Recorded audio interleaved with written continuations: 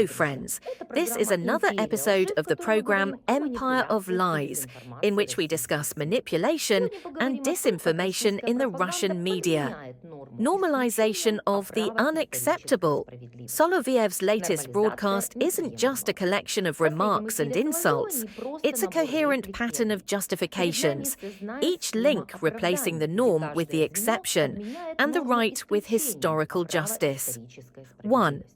Banalization of nuclear weapons, an attempt to remove the taboo. The key thesis is that tactical nuclear weapons are not scary.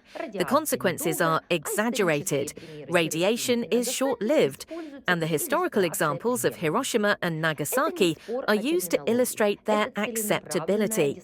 This isn't a dispute over terminology. It's a deliberate desacralization of the nuclear taboo, to move a nuclear strike from the realm of absolute prohibition to the category of a reasonable military option. The addition, the assertion that shooting is possible even from civilian positions, bluntly blurs the line between the front and the rear. This creates moral leeway for escalation, anesthetized in advance by words. 2. Erasing Ukraine's subjectivity, war without an addressee.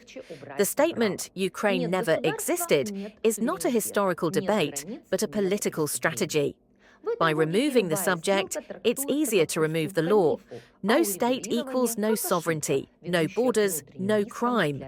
In this logic, any deal is interpreted as a concession to a myth, and settlement is a mistake leading to internal risks for Russia. Hence the simple connection. Negotiations equals loss of meaning, continuation of the war equals protection of true history. This is a rhetorical construct that is supposed to explain a protracted conflict as the only rational one. That's it. I mean, there were no other options. And now, in response to, well, listen, Kievites, I beg you, I simply appeal to you. If you have any remnants, any real understanding, if you're not being subjective, leave the city, especially those who live in the potential flood zone. Leave the city to avoid disaster. And disaster will happen. It can't help but happen.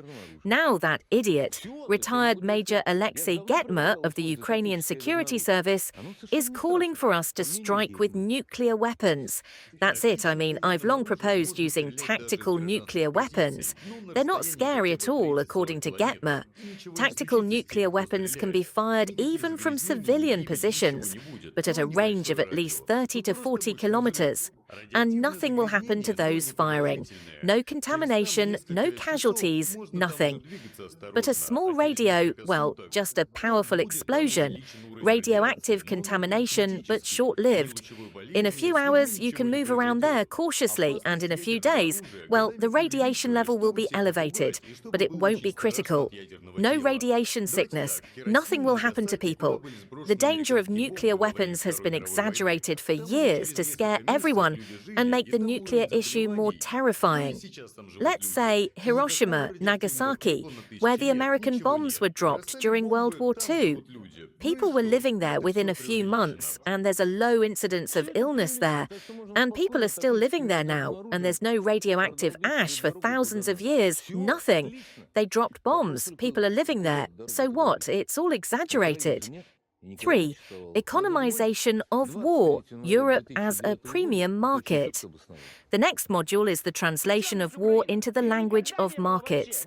Sanctions are described as a blow to Europe, not to the aggressor.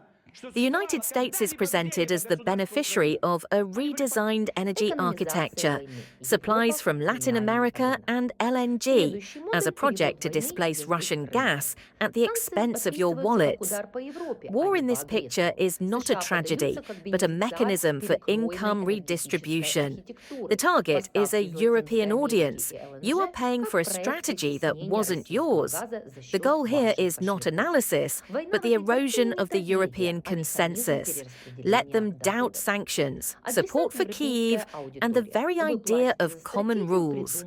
4. Corrupt Kyiv as a universal solvent of legitimacy. A large section is devoted to the metaphor of Ukraine after peace. Supposedly a fire sale of assets, a queue of creditors, offshore companies, yachts full of gold. The idea is simple. Any peace automatically turns into capitulation and embezzlement.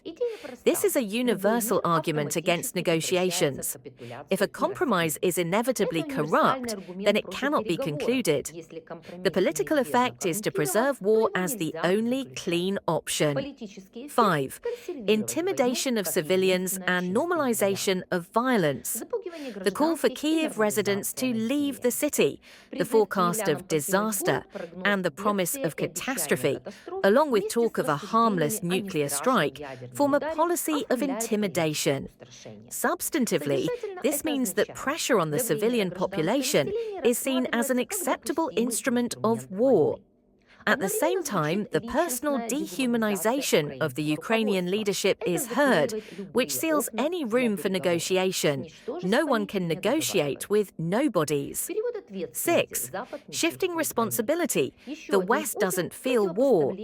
Another tangle is the juxtaposition of "we know what war smells like," and for the West, war is the price of yogurt. The goal is to devalue the European ethic of solidarity, portraying it as consumerist hypocrisy.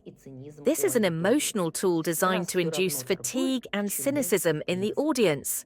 If they're just selling things anyway, what's the point of principles? You've been on the program Empire of Lies. See you soon.